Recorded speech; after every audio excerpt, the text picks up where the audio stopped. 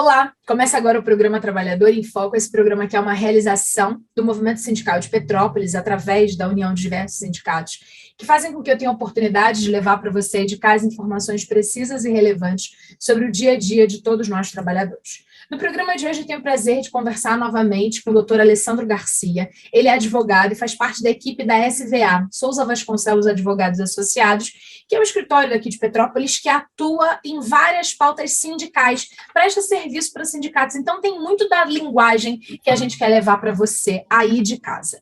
E hoje a gente vai falar sobre Previdência Social, mas a gente vai pegar um foco, um quadradinho da Previdência Social, que na maior parte das vezes atormenta o trabalhador, que é a questão da perícia. Seja muito bem-vindo, doutora Alessandra, é sempre um prazer conversar com você. Boa tarde, Carla. Igualmente é um prazer inenarrável estar aqui contigo hoje.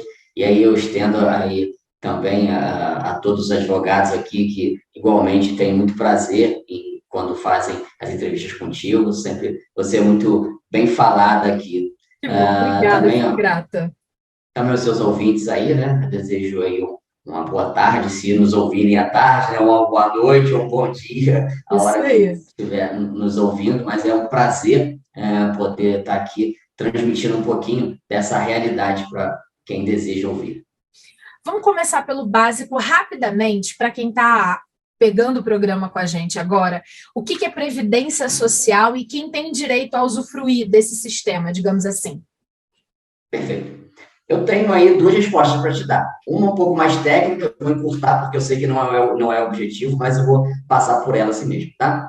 A Previdência Social, ela está dentro de um tripé previsto na Constituição Federal, que está lá no artigo 194, que trata da Seguridade Social, onde eu vou ter um tripé baseado na assistência social, que vai fazer, as pessoas necessitadas vão fazer jus à assistência social. Eu vou ter ali a saúde, que é para todas as pessoas, e completando esse tripé, a previdência social. Essa é uma resposta um pouco mais técnica. Agora, para quem nos ouve, a previdência social trata-se basicamente de um seguro, só que é um seguro compulsório, né? Porque se você não escolhe se você vai estar ou não assegurado pelo Previdência Social, não, a partir do momento que você é empregado, você é contribuinte individual, ou seja, que você realiza alguma tarefa, alguma atividade financeira, você passa a ser um segurado obrigatório, tá? E sendo segurado, você faz jus aos benefícios concedidos por essa grande seguradora. Perfeito. Quando a gente pensa nessa grande seguradora, a gente pensa que existem alguns percalços ao longo da vida. A pessoa ficou doente, sofreu um acidente e tal, não sei o quê. E aí existe um momento em que ela pode vir a precisar de uma coisa que é a perícia. Queria que você explicasse para as pessoas na prática o que é essa perícia do INSS que a gente tanto ouve falar. Tá bom. A perícia, basicamente, você vai fazer jus, fazer a necessidade de passar por essa perícia quando você estiver precisando de uma inspeção médica, tá? Então, geralmente você vai precisar disso em três benefícios básicos, né? Ou aqui, a incapacidade temporária, que é o que a gente chamava antigamente de auxílio-doença, ou a incapacidade permanente, que era o que a gente denominava de aposentadoria por invalidez, e o outro que não é necessariamente um benefício previdenciário, mas também é gerido pela Previdência, que é o BPC, Benefício de Prestação Continuada. E o benefício de prestação continuada, você só vai fazer a perícia se você estiver alegando a sua incapacidade, tá? Porque o benefício também pode ser pago por idade superior a 65 anos. Então, para isso, não precisa de perícia. Maravilha. Eu queria que você explicasse para a gente como é que funciona na prática o processo da perícia. Tá. Inicialmente, ele é bem simples, tá? Você pode fazer esse requerimento através do meu INSS, você pode fazer o requerimento através do telefone 135, ou você pode fazer o requerimento através do site do meu INSS. Perfeito. Bem tranquilo. Você vai ser atendido ali, se for no telefone, né, por uma pessoa que vai colhendo alguns dados, ela vai te perguntar se você é empregado ou não, a sua idade, aquelas informações de dados, né? vai perguntar desde quando é que foi o fato gerador do início da incapacidade. Eles também perguntam se você tem filho menor de 14 anos, ou seja, tem algum questionário padrão ali. Perfeito. Você respondeu aquele questionário padrão, eles marcam, então, uma data para você comparecer à perícia. Ótimo. Você entrega todas as informações e aí, em seguida, eles marcam a perícia. Primeira pergunta com cara de jornalista. Qual é o prazo entre este contato e o agendamento desta perícia? Afinal de contas, pelo que eu entendi, a pessoa está precisando de um benefício. Ela provavelmente sofreu um acidente, precisa passar por uma avaliação médica para ver se aquilo é verdade ou não, né? E aí vai chegar em algum momento esse benefício. Qual é o prazo oficial entre esse pedido e a realização dessa primeira perícia? Tá, me dá só um segundo para antes de eu te responder o prazo, eu comentar duas situações que você tratou aí, que é bastante importante. Vamos lá, vamos supor que a gente está falando de um segurado empregado. Tá? Perfeito. Eu já vou partir do pressuposto que a incapacidade dele é superior a 15 dias. Porque 15 dias, a responsabilidade é do empregador. Okay. Já é o primeiro pressuposto que eu vou estabelecer, então, que a pessoa já está por pelo menos 16 dias incapacitado. Esse é um ponto.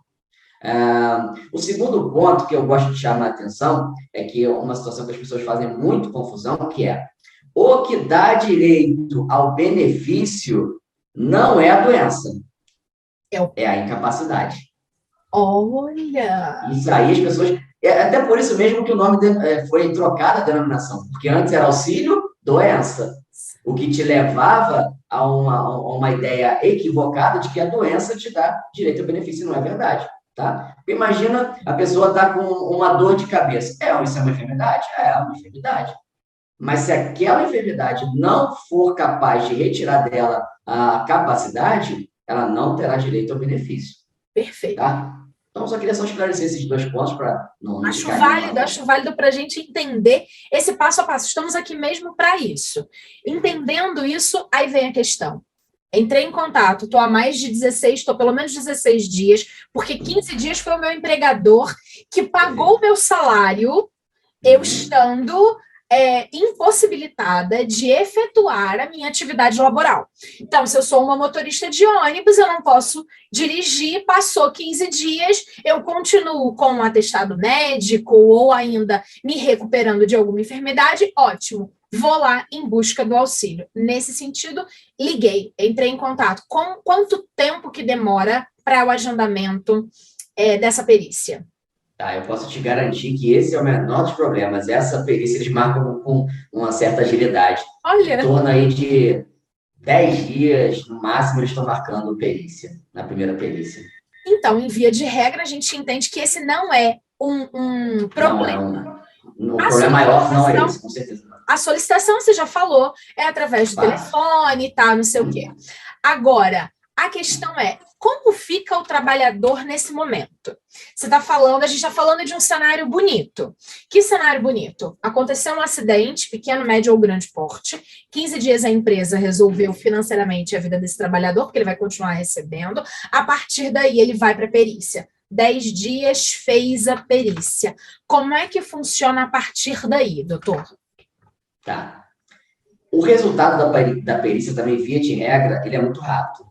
Ele sai no mesmo dia até as 21 horas daquele dia. Você fez a perícia, pode ligar lá no 135, que via de regra você vai ter o resultado ali. A não ser que tenha alguma incongruência, que aí vai marcar ali um acerto pós-perícia que a gente fala daqui a pouquinho. Mas, então, da marcação à perícia e o resultado da perícia, salvo algumas exceções, eu não tenho grandes transtornos. O transtorno começa depois. Ótimo. Aí a gente entendeu isso. Agora, como é que é feita a avaliação nesta perícia?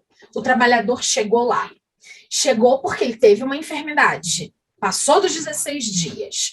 Primeira coisa, o que ele precisa levar embaixo do braço para dar suporte para a avaliação da perícia. Isso é possível? Laudos médicos, o laudo do fisioterapeuta, o laudo da psicóloga, porque pode ser transtorno de bipolaridade, pode ser burnout, que agora é uma coisa que está cada vez mais sendo diagnosticado. Várias questões que são de ordem física, ou seja, a pessoa vê rapidamente, o trabalhador não está conseguindo andar, mas tem questões que são internas. A gente está falando de um câncer. O que esse trabalhador pode levar para esse momento da perícia? Tá ótimo. Essa pergunta é excelente, Carla, porque às vezes a pessoa, equivocadamente, ela diz assim, eu vou levar todo o meu histórico médico, que aí eu vou convencer o perito. E, na verdade, a gente sabe que, assim, é um servidor público que, muitas das vezes, infelizmente, a gente precisa estar ali na torcida para que seja uma pessoa que tenha vontade de fazer o que está fazendo, isso já é um passo, tá? E, além do mais, é verdade que eles são muito atarefados. Então, o essencial e a nossa orientação sempre aqui você deve levar os laudos médicos? Sim, deve levar os laudos médicos. Deve levar os exames médicos que você tem? Sim. Mas aqueles que se tratam necessariamente daquele fato gerador. Por que eu digo isso? Imagina que a pessoa está com um problema, vamos lá, suposição, ela está com um braço fraturado, tá? Por que é que ela deveria levar um exame de urina que ela fez há 3 anos atrás? Não adianta. Seria um desperdício de tempo e isso começa a causar algum tipo de confusão. Então, a nossa orientação sim, leve os laudos médicos, leve os exames médicos de forma com excelência, que ele esteja ordenado cronologicamente para facilitar também o exame do perito. Então, assim, a ideia tudo que você possa fazer para facilitar a vida do perito é muito bom que seja feito, porque isso criaria uma boa vontade no perito para a solução adequada da sua situação. Um outro passo que a gente, se você me permite, gostaríamos de orientar também nessa oportunidade é que, às vezes não, sempre, a forma que você vai se portar na perícia, a conduta que você vai ter, o tipo de vestimenta que você vai usar no dia, tudo isso é muito importante. Tá? Vou pegar um exemplo aqui esporádico. Imagina que essa situação do periciado seja de depressão, tá? E o quadro, assim, o quadro para garantir incapacidade tem que ser um quadro bem aprofundado, tá? Uhum. E aí, às vezes, a pessoa, o periciado, então, que está alegando ali que ele está incapacitado porque ele está num momento de depressão muito profunda, a pessoa chega lá totalmente maquiada, com uma vestimenta, com a roupa, assim, de festa, sabe? Com uma coisa assim, bem alegre, dando indícios para o perito ali que aquela situação, na verdade, é uma maquiagem que ela está usando, porque ela não está incapacitada. Ela está basicamente orientada só no laudo de um outro médico e, na verdade, as características que ela está apresentando ali não dão indícios que realmente ela suporta aquela situação. Então, é preciso ter esse cuidado. Eu sou da área da comunicação, e como área da comunicação, é muito importante que, na minha cabeça sempre vem que tudo comunica, né? O laudo é um documento oficial que comunica. O seu rosto comunica, a sua fala comunica, o jeito como você se porta comunica, tudo comunica. E aí, que comunicação é essa que você quer dar? Né? Que comunicação é essa que você vai prestar? Você pode ter um laudo que diga uma coisa, mas toda outra comunicação é diferente disso, então você pode levar o profissional a fazer uma leitura de todas as outras coisas e não daquele documento oficial. Eu tenho uma grande amiga que fala, existem os documentos oficiais e os fatos reais, e é muito importante que essas duas coisas ora estejam caminhando juntas, ou que elas realmente sejam separadas, porque por algum motivo o são. Agora, falando de laudos, muito se comenta a respeito de eu tenho o laudo do meu médico, do meu fisioterapeuta, eu tenho o laudo de todos os profissionais que atuam comigo diante desta minha demanda específica. Por exemplo, eu sou uma costureira que estou saudável, meu labor é costureira, eu sou lá no sindicato do vestuário, e eu tive um câncer de mama. Por conta do câncer de mama, eu fiz uma mastectomia, tirou a mama, e o esvaziamento, é porque esse caso eu sei mesmo, né? O esvaziamento de axila. Esta mulher, ela fica, de acordo com o oncologista, toda a equipe técnica da área da oncologia, ela fica em possibilidade de fazer trabalhos e força com as mãos. Só que ela é capaz de fazer, talvez, outras coisas, outras atividades, que talvez o perito possa avaliar. Quando ela leva toda essa documentação, o laudo dela, a perícia pode ser negada? Ela sendo uma profissional que precisa das mãos para aquilo, como é que funciona isso? Os laudos que a gente tem dos médicos que não são os médicos peritos, é importante levar. Eles são válidos ou eles são avaliáveis? Isso é uma briga que a gente tem muito grande aqui, porque, veja bem, às vezes o seu médico conhece o teu histórico de vida, ele está te acompanhando, ele tá baseando aquele laudo em todos os exames que você já fez há anos com ele conhece a tua história. E ele é um profissional, e ele tem o CRM dele, ele não quer colocar o CRM dele em risco, e ele dá um laudo. Chega o perito, que conhece a tua história naquele dia, dá uma avaliada nos seus documentos de 5 minutos e é capaz de dizer que o laudo do seu colega está equivocado, que, na verdade, a pessoa não está incapacitada para o trabalho. Isso é um problema muito grave. A gente sabe que, infelizmente, o brasileiro gosta de dar os jeitinhos, tem isso. O perito ele tem que realmente ficar atento nessas situações. Mas o que a gente gostaria de, pelo menos, dar um passo em direção a uma justiça mais adequada é que o perito olhasse com mais cautela, porque, do outro lado, não posso pressupor que há um médico desonesto, que há um médico inidôneo, que dê um laudo só para beneficiar o paciente dele. Isso não é correto, essa avaliação. E, assim, a gente está diante de uma situação muito corriqueira, assim, muito complicada, porque o perito vai nega aquela situação e você pode fazer um recurso administrativo, que, via de regra, não muda. Ou você pode ir na seara judicial, e aí você vai passar por um novo perito, um perito judicial. E aí é um problema muito grave, porque, via de regra, os juízes federais não concedem uma coisa que a gente chama de tutela de urgência, que é o quê? Que o juiz, já no início do processo, possa determinar que o INSS cumpra, que o INSS conceda aquele benefício. O juiz não faz isso. Seja resolvido. É muito raro, muito raro. Ele manda fazer uma perícia. Só que a perícia judicial, ela não ocorre com 5 dias ou 10 dias, como ocorre a do INSS. Ela ocorre com 3 meses, 4 meses, 5 meses, 6 meses. E aí, se a pessoa é um empregado, o empregador não quer deixar a pessoa voltar, porque às vezes a pessoa, mesmo com alguma dor, ela quer voltar, porque ela precisa da remuneração. O empregador não deixa voltar, porque diz que você não está apto. Você precisaria de uma declaração de apto, o médico diz que você não está apto. E você tem que aguardar a perícia do INSS, ou seja, às vezes passam 6 meses e a pessoa não tem uma remuneração sequer. Isso é muito triste, a gente vê isso com muita frequência. É o que a gente chama aqui de limbo previdenciário, em que você não pode trabalhar e teu empregador não fica obrigado a te pagar. E você também não tem o benefício concedido. Perfeito. É exatamente esse limbo que deve ser extremamente desesperador para o trabalhador. Ele é um trabalhador, ele já está à frente de milhões no Brasil que não tem emprego. Aí ele sofre um acidente.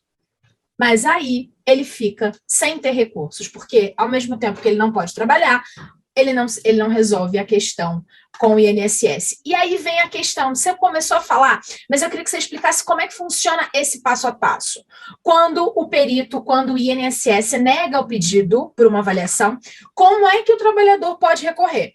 Então, assim, marcou sofreu um acidente, 16 dias, marcou a perícia, foi lá, recebeu o resultado rapidamente, no mesmo dia, até 21 horas. Fiquei até impressionada com isso. Recebi o resultado. Se eu recebi o resultado positivo, legal, lindo. Vai receber e ok. Agora, se este pedido foi negado, como este trabalhador deve proceder nesse primeiro recurso, que você já falou que é um recurso administrativo? Para essa pessoa, eu já lamento a situação que ela vai suportar. De antemão, sem conhecer o caso, eu já lamento, já sei que a pessoa vai passar por problemas severos. Mas, explico. Cabe um recurso administrativo. Nós, aqui na Souza Vasconcelos, não utilizamos essa estratégia, porque a gente acha que é ineficaz, inócuo, esse recurso administrativo. Serve Tá? para Porque nada. você vai gastar mais tempo, vai chegar lá na frente e vai dizer, não, o perito estava certo mesmo. Não adianta não. Então, aqui a gente não utiliza, embora exista, a gente não utiliza dessa estratégia. Assim que a gente recebe aqui dos nossos clientes um indeferimento, nós imediatamente ingressamos no Poder Judiciário e aí fazemos o requerimento, né? Pedimos aí a prestação jurisdicional para que o juiz determine que o INSS conceda o benefício ao nosso cliente. Essa é aquela situação que eu estava dizendo antes. É um problema, porque o juiz, muito difícil, a não ser que seja uma coisa muito esdrúxula, assim, muito clara, mas é muito raro você ver uma concessão de tutela antecipada. Uhum. Então, a pessoa fica nessa situação esperando a perícia médica. E aí, é uma situação que eu não me conformo também. Por quê? Vou ser só um pouquinho técnico, só para explicar uma situação, tá? No nosso Poder Judiciário, existe uma coisa que a gente chama que na verdade a gente não aplica no Brasil, que é uma coisa chamada prova tarifada. Essa prova tarifada é assim, uma prova tem mais valor do que outra prova. Como se é uma prova testemunhal, uma prova documental. Não, dizemos, aqui para a situação aqui, a prova documental vale mais do que a prova pericial. Via de regra, a gente não tem isso. Tem por algumas exceções, por exemplo, quando você vai ter que demonstrar o estado de vida, aí a prova documental, ela sobressai sobre as outras. Uhum. Beleza. Mas para o restante não existe a prova tarifada. E qual é a minha indignação? Que o juiz usa o resultado da perícia do perito judicial como prova tarifada. Às vezes a gente entrega um monte de laudo, a gente entrega vários exames médicos, constatam de uma forma muito clara que aquela pessoa está incapacitada. Perfeito. Mas vem o perito e diz, não, ela não está incapacitada. O juiz, simplesmente, assim, falando a grosso modo, ele joga fora toda a prova, joga tudo fora, documental, exame, um monte de laudo, e disse, não, o perito disse que está incapacitado, então eu julgo improcedente o pedido. Isso aqui é uma briga que a gente tem muito grande, que eu não consigo concordar com essa situação. Um incômodo contínuo para o advogado e um desespero para o trabalhador, que realmente lá na ponta da história não pode laborar. Porque a gente tem que partir da premissa que o trabalhador quer voltar a trabalhar. A gente não tem que partir da premissa de que ele quer se beneficiar ou que ele está fazendo corpo mole para conseguir o benefício. A boa-fé tem que ser presumida. Não é isso? Salvo engano, isso é constitucional, não é isso? Tá escrito em algum lugar? Princípio de direito. É um princípio de direito. É um princípio de direito. Agora, entrou com o processo, recebeu essa resposta e tal, mas tem uma coisa que você falou aqui com a gente, e que a gente recebeu um caso real de uma trabalhadora do sindicato do vestuário, e que ela está agarrada, digamos assim, numa coisa que se chama acerto pós-perícia. E eu queria que você explicasse essa questão como a última do programa, que já está chegando no finalzinho. É mesmo? Já está acabando? Não é? A gente conversa bem. Acerto pós-perícia é uma desgraça. Por quê? A pessoa, o segurado, foi lá e fez a perícia. Foi periciado. O perito ele já tem o resultado da perícia. Ele já sabe se a posição dele ali, se é para concessão ou não concessão. Só que encontra-se ali alguma irregularidade que precisa ser sanada, que não necessariamente tem a ver com a qualidade, com a condição, a incapacidade ou não do segurado. Tá? Às vezes é uma situação de CNIS, às vezes é uma situação de endereço, às vezes é a situação do CPF que está inconsistente, ou seja, uma irregularidade administrativa. Certo é que, enquanto essa irregularidade administrativa não for acertada, eles não dão o resultado da perícia. E, pasme, a perícia você faz, como nós vemos, em via de regra, 21 horas daquele dia, eles te dão o resultado. Mas para acertar o CPF, que às vezes está com um número irregular, leva-se 6, 7, 8, 9, um ano. Tá? Então, é uma situação. Então, por isso que essa trabalhadora em especial está desesperada, porque ela disse que está agarrada no acerto pós-perícia. Agora, este caso real e outros hipotéticos que a gente pode discutir aqui, não mais por causa do tempo, mas assim, não existe prazo? Ou existe prazo para o acerto pós-perícia? Olha, existem alguns prazos, tá? Inclusive a Lei 9784, que é a lei que regula o processo administrativo federal, ele estabelece lá um prazo que o INSS tem até 30 dias após a instrução do processo administrativo para dar uma decisão. Existe também um acordo que foi feito entre a Defensoria Pública da União, o Ministério Público Federal, a Advocacia Geral e o INSS, homologado pelo STF, que estabeleceu uma tabela de prazos, tá? E aí não dá para trabalhar todos os prazos aqui agora também, porque o tempo está indo, mas existe. Só que essa semana veio um parecer do Ministério Público dizendo que aquele prazo que está estipulado lá, ele só passa a contar a partir do término da instrução processual. Ou seja, é fácil para o INSS, é só ele atrasar a instrução processual. Porque, segundo o parecer do Ministério Público, aquele prazo é somente a partir do final da instrução. Então, se eu tenho que fazer uma avaliação, por exemplo, se eu tenho que fazer uma perícia, eu atraso a perícia. Se eu tenho que fazer uma avaliação social, eu atraso a avaliação social.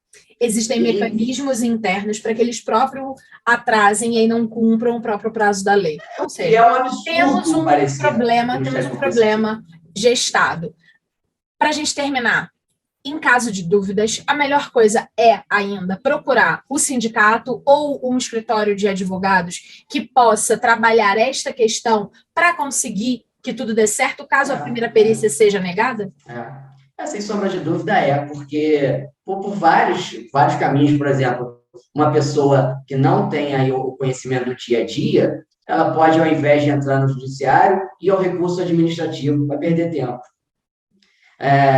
Outro passo, nós desenvolvemos aqui no escritório uma forma de quesitação para os peritos. Por quê? Porque a gente sabe que em muitas situações a gente pega o perito com má vontade de trabalhar.